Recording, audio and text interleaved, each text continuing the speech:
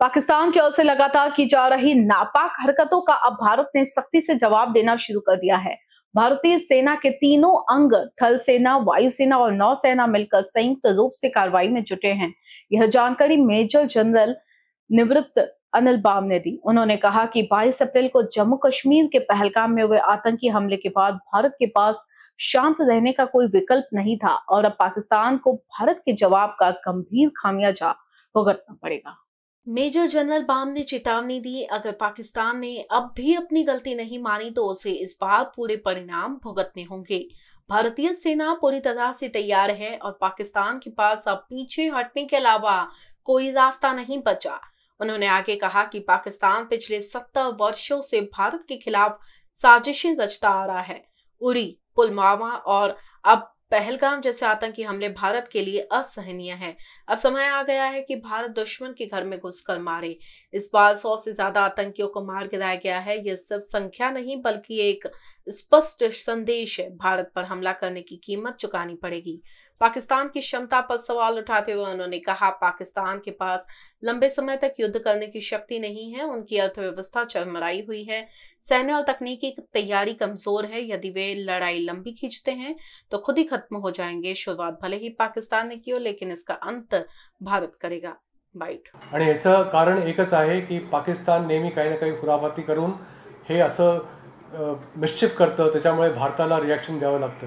आणि जे त्यांनी 22 एप्रिलला केलं, त्याच्यानंतर जे म्हणतात की लक्ष्मण रेषा क्रॉस केली, ती लक्ष्मण रेषा क्रॉस केल्यानंतर भारताला काही गत्यंतर नव्हतं, पण आपल्याला त्याच्या विरुद्ध कारवाई करायची होती। कारण जे इनोसेंट लोक मारले होते, पुलवामा झालं होतं, उरी झालं होतं, त्याच्यामध्ये तरी म्हणता येईल की सैनिक मारले गेले होते। मी असं बिलकुल म्हणत नाही की सैनिकांच्या जीवनाची किंमत नाही आहे, प्रत्येक जीवनाची तेवढीच किंमत असते। पण ह्या वेळेला निहत्ते सिव्हिलियन ज्यांना बिचाऱ्यांना काही करायचं नाही आहे विथ इंटरनॅशनल टेररिझम किंवा इंटरनॅशनल ॲक्टिव्हिटीजशी, त्यांना विचारून, त्यांना बोलून त्यांना मारलं गेलं आहे। असं म्हटलं गेलं होतं की पूछ के मारा था। अशा वेळा भारताने ठरवलं होतं की घुस के मारेंगे।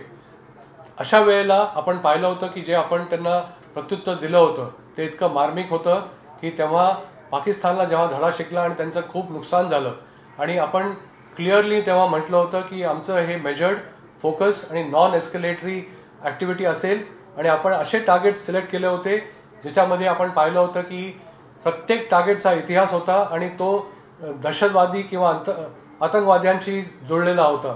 म्हणजे मागच्या जवळजवळ 2 दशकांमधून ज्या ज्या ठिकाणी भारतावरती हमले झाले होते आणि ज्या ज्या लॉन्च पॅड किंवा प्रोटेक्टिव्ह एरियामधून हमले झाले होते त्या सगळ्यांवरती निशाणा केला होता आणि त्यांना ध्वस्त केलं होतं।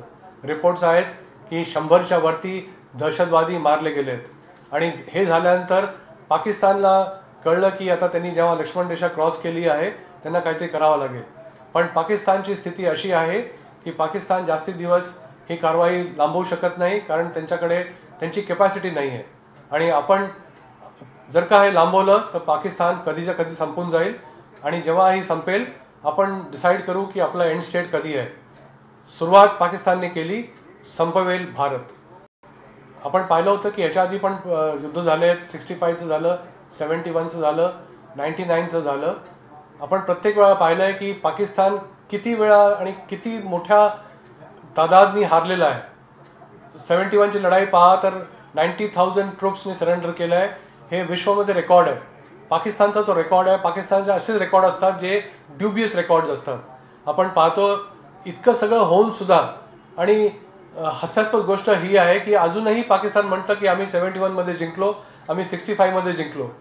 ज्या राष्ट्राला हेही माहिती नाही आहे की तुम्ही जिंकलात की हारलात, त्यांचे बाशिंद्यांना ते खोटं बोलतात आणि नवीन पिढीला सांगायचा प्रयत्न करतात की आम्ही जिंकलो। ते दिवस वेगळे होते, आजचे दिवस वेगळे आहेत। आपण पाहिलं आहे की त्यांनी ड्रोननी हमले केले, मिसाईलनी हमले केले।